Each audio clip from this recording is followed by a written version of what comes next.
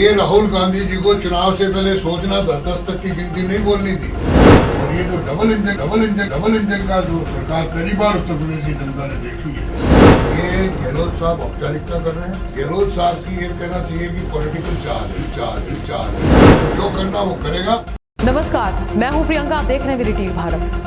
भाजपा के वरिष्ठ नेता ओम माथुर ने आज पत्रकारों से वार्ता कर उत्तर प्रदेश में डबल इंजन की सरकार के कार्यों के बारे में बताया और गांव-गांव तक जन कल्याणकारी योजनाओं के पहुंचने के बारे में भी जानकारी दी। उन्होंने बीजेपी के सोशल मीडिया में एक्टिव होने के बारे में भी जानकारी दी और ये बताया कि बीजेपी बहुत जल्द एक ऐप लॉन्च करने वाली है जिसमें बूथ के हर कार्यकर्ता के बारे में जानकारी होगी और लाइव देख सकेंगे कि कौन सा कार्यकर्ता कहां पर खड़ा है। चुनाव आयोग के कोविड-19 के लिए बनाए गए नियमों की पालना पर जोर दिया और साथ में अलवर में हुई मूक बधिर बालिका के केस पर भी राज्य सरकार को आड़े हाथों लिया। निश्चित रूप से आने वाले 24 के लोकसभा चुनाव पे उत्तर प्रदेश का चुनाव असर करेगा और निश्चित मानिए कि उत्तर प्रदेश में भारतीय जनता पार्टी यानी एनडीए पूर्ण बहुमत से सरकार बना रही है।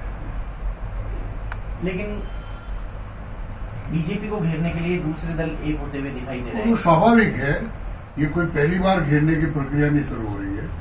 17-14 से पहले भी हुई, 17 से पहले भी हुई, बीच में जहाँ उपचुनाव हुए स्टेट्स के, वहाँ पे भी कई बार कभी आंध्र में सारे मिलकर के हाथ खड़ा करते हैं, कभी दिल्ली में खड़ा करते हैं, कभी यूपी में खड़ा करते हैं।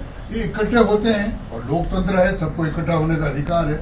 लेकिन मान के चलिए भारतीय जनता पार्टी पिछले 5 वर्षों में, क्योंकि उत्तर प्रदेश का कोई ऐसी विधानसभा नहीं है जहाँ मैं घुमा हुआ नहीं हूँ, पिछली बार मेरे पास ही था प्रभार, तो निश्चित रूप से मानिए जिस प्रकार का डेवलपमेंट हुआ है और जहाँ वहाँ लॉ एंड ऑर्डर की स्थिति मजबूत हुई है, जिस प्रकार से हर शहर में गांव तक सारी सड़कें बनी है, उसका लाभ निश्चित रूप से, और ये जो डबल इंजन का जो सरकार पहली बार उत्तर प्रदेश की जनता ने देखी है, उसका गांव के आम मतदाता में असर है।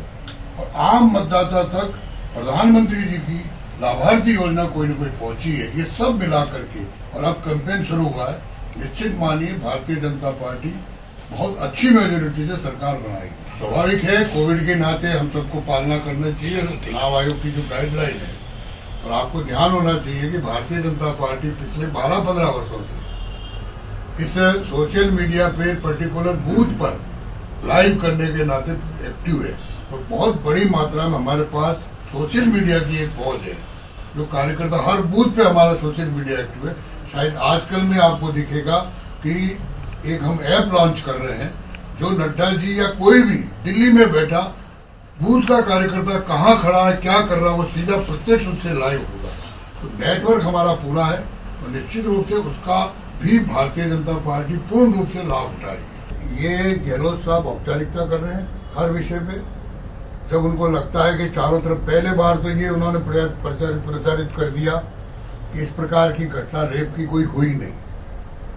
अब मैं उस विषय में जाना नहीं चाहता, लेकिन जिस प्रकार से उस बच्ची के साथ व्यवहार हुआ, जहां उनके चोटें हैं, उस चोटों का कारण कोई बताने को स्पष्ट नहीं है। निश्चित रूप से वायुमंडल बना, हमारे लोकल विधायक ने, हमारे लोकल कार्यकर्ताओं ने इशू बनाया, पार्टी ने इशू बनाया, समाज ने भी इशू बनाया और उसका असर जब दिखा तो उन्होंने फटाफट जांच और SIT भी गठित की और वहां से सारी सफाई कर दी। CBI आवे उससे पहले तो वहां के जितने भी सबूत थे वो उन्होंने सफाई कर दी थी। एक औपचारिक है उनकी, जब बहुत फंस जाता है मामला, एक चिट्ठी लिख दो दिल्ली CBI को। तो ये मात्र गहलोत साहब की ये कहना चाहिए कि पॉलिटिकल चार्ज है। CBI कौन सा केस लेगी कौन सा नहीं लेगी, उसमें भी तो तय होता है ना। अगर CBI हर जगह केस लेना शुरू कर देगी, हर प्रकार सारा केस पानी निकलने के बाद आप CBI को चिट्ठी, मैं आपको एक राजपुरोहित बच्चे का उदाहरण देता हूँ जो वहाँ उधर पश्चिमी राजस्थान से गायब हुआ, कई साल मांग उठने के बाद अभी 2 साल पहले, 1.5 साल पहले एक चिट्ठी लिख दी। ये कोई CBI को भेजने का प्रक्रिया थोड़ी है।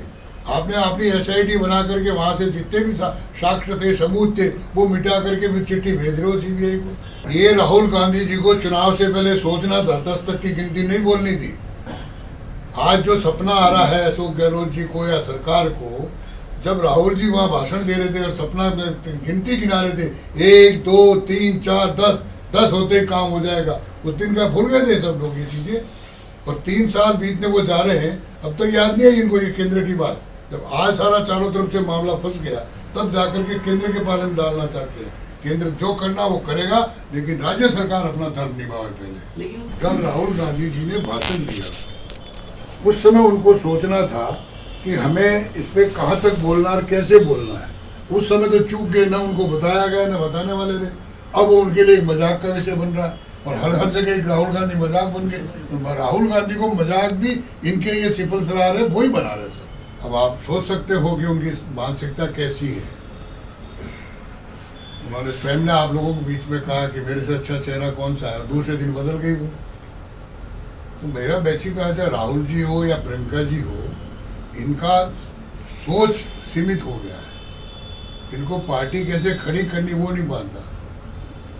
बस स्लोगन दो, जनता जैसे 70 साल बेवकूफ़ बनाई, अब भी बेवकूफ़ बनती थी। जनता इनको समझ चुकी है। अब कांग्रेस कहीं पे भी खड़ी रहने की स्थिति में भी नहीं है। देखिए, मुख्यमंत्री जी के पास स्वयं को उपलब्धियों का बोलने के लिए कुछ नहीं है। और मैं कल भी बोल चुका हूँ आपके माइक पर, और समय समय पर इस विषय को कहता हूँ कि मुख्यमंत्री जी पहले अपने प्रदेश की चिंता करें।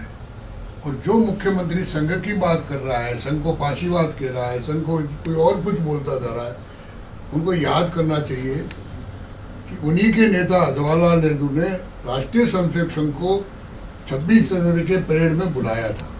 तो पहले तो वो करे ठीक अपने आप को।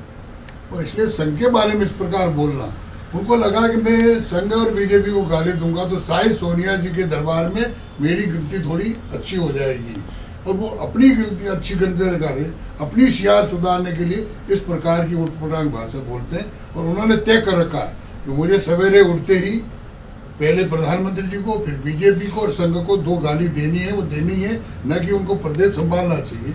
प्रदेश में जिस प्रकार का लॉ एंड ऑर्डर की स्थिति बनी है, प्रदेश आपका बिखर रहा है, पार्टी आपके पास जम नहीं रही है, पार्टी एक साथ आपके साथ नहीं है, वो चिंता नहीं करके वो बीजेपी की और संघ की चिंता कर रहे हैं। मेरा उनसे अपील है कि वो, प्रभु ने उनको बहुमत दिया है, वो स्टेट को संभाले, स्टेट को आगे लाए, स्टेट में विकास करे, इसकी चिंता करे।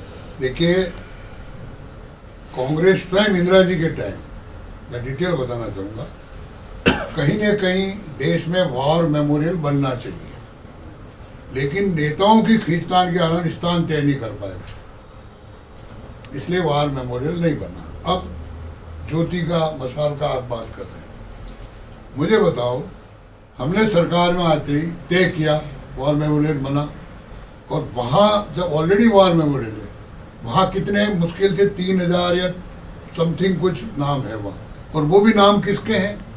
मैं तो आपको भी चाहूँगा कि आप लोग इस विषय को उठाएं।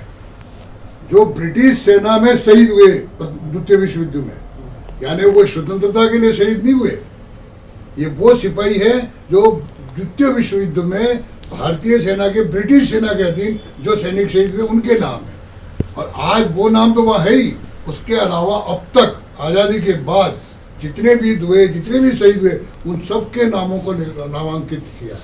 और फिर मुझे बताइए, देश का वो व्यक्ति जिसने आज़ादी से पहले स्वतंत्र भारत का सरकार का स्थापना की, जिसकी फौज में इंडियन 46,000 प्लस सैनिक थे, उसको याद करने के लिए सुभाष जयंती के अवसर पर आज जो अगर मूर्ति लग रही है, 1968 में जॉर्ज परचम की मूर्ति वहां से हटाई गई।